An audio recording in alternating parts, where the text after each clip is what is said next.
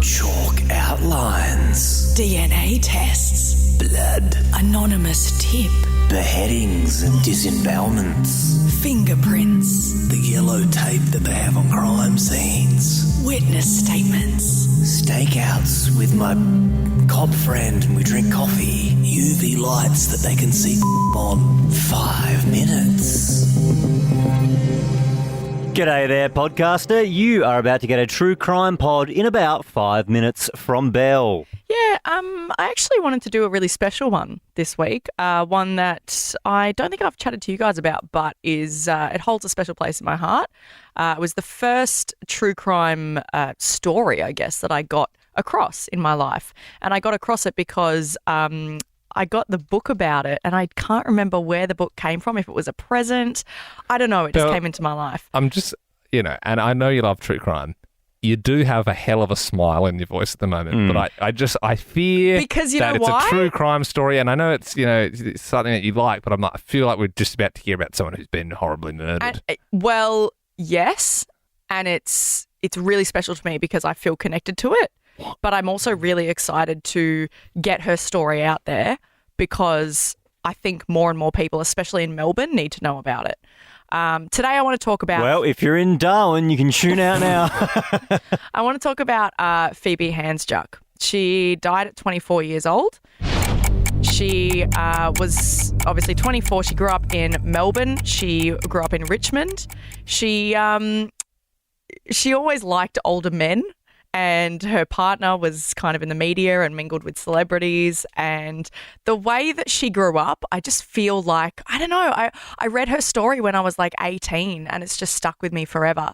I will be talking about like small mentions of suicide and also violence against women.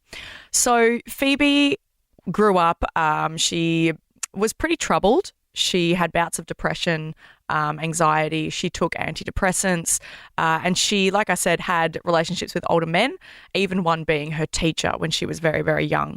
Her family were very, very supportive of her, but she was very troubled. She started having alcohol really young, getting into kind of a bad crowd of people. But, she soldiered on. She had her issues, but she was very artsy and she was stunning. Like absolutely stunning, to the point where like her friends always said that going out with her was annoying because people would always guys would just flock to her.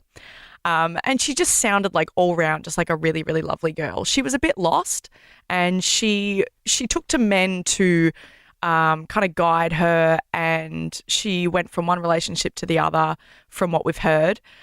But her final relationship was with a guy who was 16 years older than her. And his name is Ant Hampel. He he ran like this really, really successful media and events company. So he brought her into this spotlight of like mingling with really, really up there people like, C-list celebrities and stuff and B-list celebrities around Melbourne. Even to the point where they were together for a year and a half and she moved in with him at his apartment building on St Kilda Road. It's called the Valencia Apartments. It's very, very nice. I looked them up online only recently because I'd never actually seen what they look like, and it's a gorgeous apartment building, and they were right up there on the 12th floor. The way that she died to this day is a mystery, and that's what I really wanted to get out there because it's been unanswered all these years since 2010 when she died. December 2010 was the year and the day, and I actually remember it because I was at the end of year 10 and I remember seeing it in the news. She was found at the bottom of the bin chute in the apartment building. She was found in the bin room, like falling down the bin chute. Mm-hmm. They found her in the bottom where the bins rotate around at the bottom of the chute. She was there with her foot almost completely cut off. She was crawling around. Well, she had been crawling around. They found blood marks. She tried to get out of that room. Oh, God. And they found her too late. Now, where this gets complicated is how she ended up in the bin chute, who, if anyone, put her in there, and why. This, to this day, has been ruled as a suicide, but it is of the belief of her family, friends, and close ones that she was murdered. Now, he has been cleared of it, and I'm not pointing fingers, but her partner, obviously, Ant, was the first suspect in this. He was known to be very possessive over her, very controlling. If she went anywhere, he would always need to know what she was doing, who she was with, all of her movements. And they did break up. She ran away a lot. She broke up with him a lot. Every time he would get her back somehow, he would always be calling her, like, I think there was a point where he called her like 27 times or something even more than that when they were together. And people were very concerned for her welfare with him. But she was found in the bottom of that bin chute, and going down that bin chute, this is the worst part. This is where it gets graphic. So going down that bin chute, there's like this big like scissor kind of part at the bottom of it, and that's what tried to cut her foot off. She was cut twice, but she was alive when she made it down the bottom. Now we're talking 12 floors. Remember I said her apartment was the 12th floor? That's where she entered the bin chute. What do you mean, like scissor thing? Like it would cut the rubbish up? It would cut the rubbish up. Yeah. So it would cut it up into small parts. So it tried to cut her, and she made it through there, barely, crawled around, and then they found her. Her jeans were down past her knees. Her belt was undone. She had a blood alcohol level of 0.16. She had Stilnox in her system. But all this still raises questions because no CCTV cameras were ever taken.